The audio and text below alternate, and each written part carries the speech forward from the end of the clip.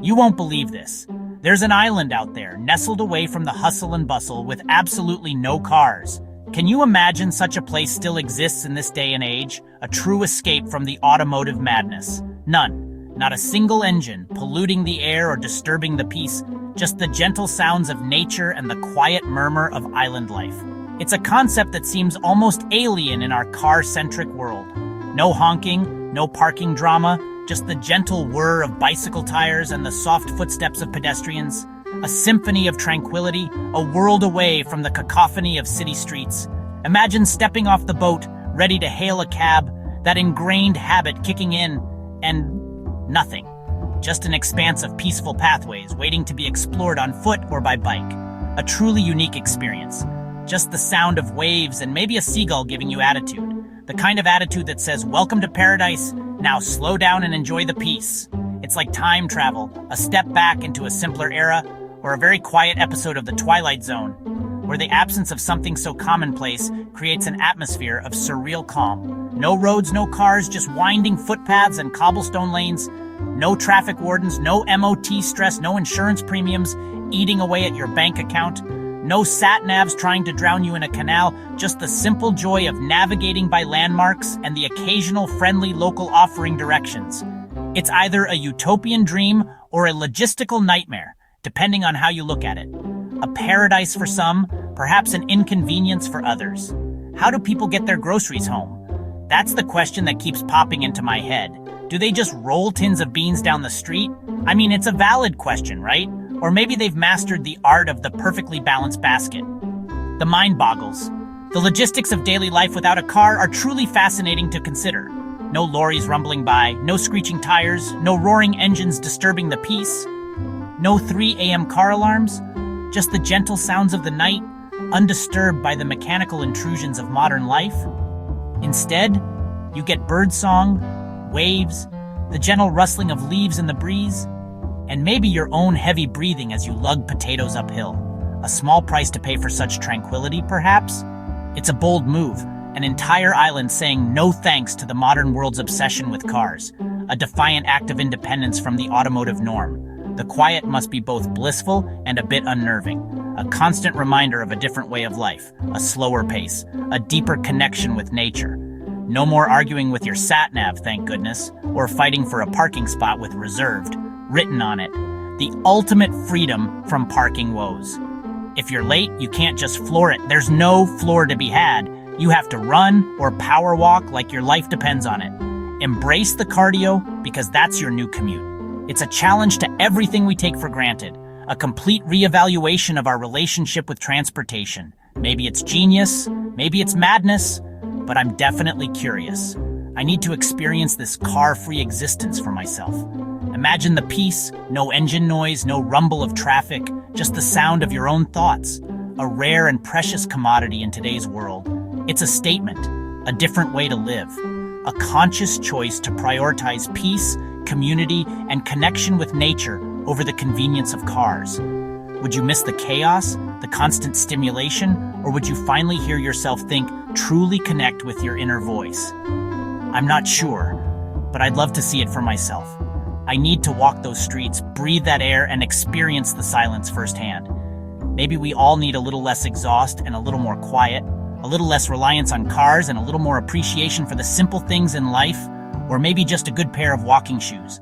Because on this island, that's your ticket to freedom. Now, let's compare that idyllic island life to the reality many of us face daily in bustling metropolises like Los Angeles or London during rush hour. The contrast is truly striking. In LA, your car isn't just a mode of transportation. It's your second home, your mobile office, your sanctuary from the chaos outside. You know your seat fabric better than your own kids.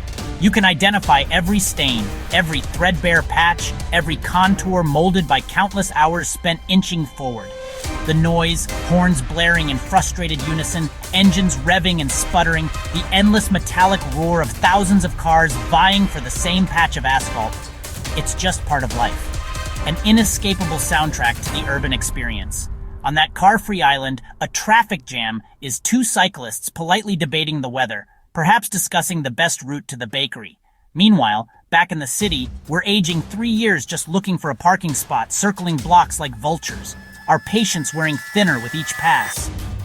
Here, stress is standard. It's practically a line item on your monthly budget. You move 3 feet in 10 minutes and call it progress, celebrating the monumental achievement with a honk of solidarity. Imagine telling a New Yorker, a true devotee of the yellow cab, to walk or cycle everywhere. They'd think you'd lost your mind. They might even call you a few choice words. The right to sit in traffic, to complain about traffic, is practically sacred in some cities. It's a shared experience, a bonding ritual of sorts.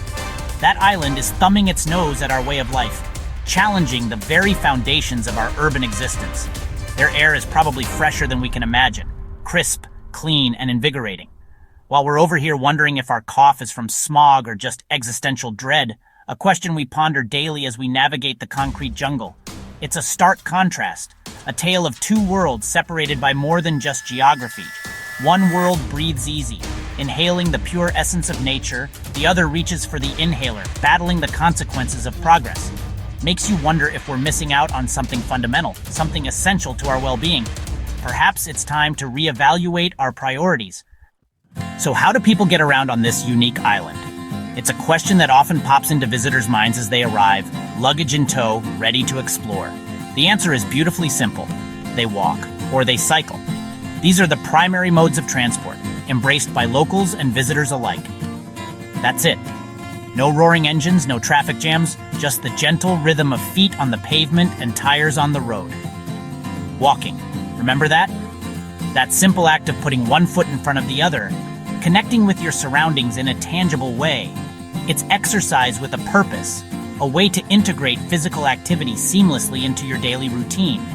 For longer trips, or when you simply want to cover more ground, it's all about bicycles, the trusty two-wheeled companion. No petrol, no emissions, just pedal power. A clean, green, and healthy way to navigate the island.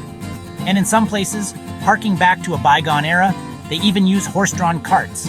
Yes, actual horses, clip-clopping along the roads, providing a charming and eco-friendly alternative to motorized vehicles. It's like stepping into a period drama, but instead of lords and ladies, you're witnessing the everyday task of transporting groceries. Life here moves at a different pace, a more deliberate and considered rhythm. There are no quick dashes. Every trip is a commitment, a conscious decision to engage with the journey itself. Islanders must be incredibly fit. Toned calves everywhere are a testament to their active lifestyle. No more mindless car trips for a pint of milk. Every errand becomes an opportunity for exercise and connection with the community. You have to really want those crisps if it means cycling uphill, battling the elements, and your own willpower. Tourists expecting scooters and the freedom of the open road are often greeted with a map and a bicycle. The initial shock and perhaps even disappointment must be real, as they realize the pace of life here is different. But imagine the views, the breathtaking vistas that unfold as you pedal or walk along the island's winding paths. Think of the hidden spots you discover on foot or by bike, the secret coves and secluded beaches that are inaccessible by car. Maybe slow and steady really does win the race, or at least allows you to truly appreciate the journey. It certainly gets you better holiday photos, capturing the essence of this unique and tranquil island. It's a lifestyle that makes you think about every journey, prompting you to consider the impact of your choices on the environment and your own well-being. You can't just jump in a car and mindlessly drive to your destination. You have to plan your route, commit to the effort, and maybe sweat a little along the way.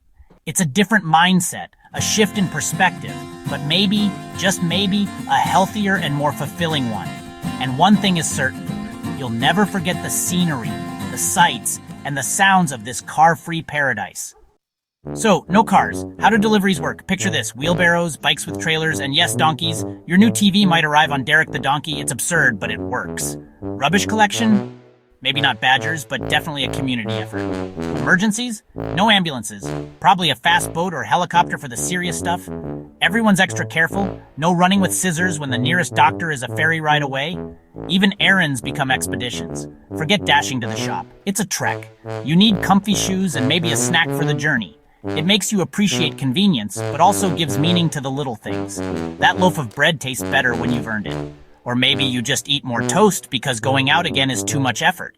It's a delicate balance, convenience versus community, but it works in its own quirky way, and it makes for some great stories. Arriving as a tourist, the first thing you notice is the silence and the realization that your suitcase is now your nemesis. No taxis, just you and a long cobbled path. Local baggage handlers must be superheroes. Once you've dragged your bags to your cottage, you're forced to slow down, no driving to every attraction in a day. You explore beaches without traffic noise, wander villages where the loudest sound is teacups clinking. Food is all local fresh fish, garden veggies, whatever the islanders can grow or catch. Menus are simple. Today's special is whatever Dave caught and Brenda dug up. Watching tourists wobble on tandem bikes or juggle melting ice creams uphill is pure comedy. Even charging your phone becomes an adventure if the nearest outlet is a 40-minute walk away. These little absurdities make the trip memorable. It's not just a holiday, it's a lesson in living differently. You notice things you'd miss in a car, and you might just find yourself relaxing for real. The biggest perk? The quiet. No engines, no buses, just the occasional goat or the wind in the trees. At first, the silence is almost loud. Your city ears need time to adjust. Nature takes over. Rare birds, butterflies, even a shy badger or two. The air is actually fresh, not just less polluted. You can hear the waves from a cliff top, uninterrupted. Life slows down. People stroll, chat, notice the little things. It's a mindful way to live. Details stand out when you're not rushing everywhere. Of course, some people miss the city buzz, but for those seeking escape, this quiet is priceless. It's a rare chance to just be without the world's noise, even if you occasionally get stuck behind a sheep. Let's be honest, car-free life isn't all sunshine and serenity. When it rains, you're soaked. No dashing from car to door. Moving anything bulky? Forget it. Think wheelbarrows, strong friends, and a lot of patience. Moving house? Epic saga. You'll never take a van for granted again. Sometimes you just want to get somewhere fast, but on foot or bike, you're at the mercy of your legs. Spontaneity takes a hit. Every trip needs planning. It's not easy for everyone, especially those with mobility issues or young kids. The car-free dream requires fitness, patience, and a waterproof jacket, and maybe a spare pair of socks. It's charming, but not always convenient. Still, it makes you appreciate the little things, and you'll never complain about traffic again, or at least not as much. On a car-free island, rush hour means dodging a sunbathing cat or a flock of geese. Local laws probably give right-of-way to sheep with attitude. The community is full of characters, maybe an island oracle or a bicycle baron. With no parking drama, people get creative. Artists, inventors, and expert grocery haulers thrive. Community spirit is strong. You actually talk to your neighbors. Gossip travels faster than the supply boat. Major news? A new ice cream flavor or a high tide? The weekly supply boat's arrival is a social event. These quirks give the island its unique charm. It's not just car-free, it's a world of its own. So, there it is, a world without engines, traffic jams, or parking woes. Just feet, bikes, and maybe a donkey or two. It sounds idyllic. Clean air, peace, a slower pace, but then reality hits. Lugging groceries uphill in the rain, or missing the convenience of a quick drive. It's a bold experiment, highlighting what we gain and lose with cars. Is it a utopian future, or a charming relic? That depends on your tolerance for walking and your need for next-day delivery. Could you swap 4 wheels for walking boots? Embrace the slow life for a bit of peace? Maybe those islanders are onto something. Or maybe they're just really good at fixing bike punctures. You decide.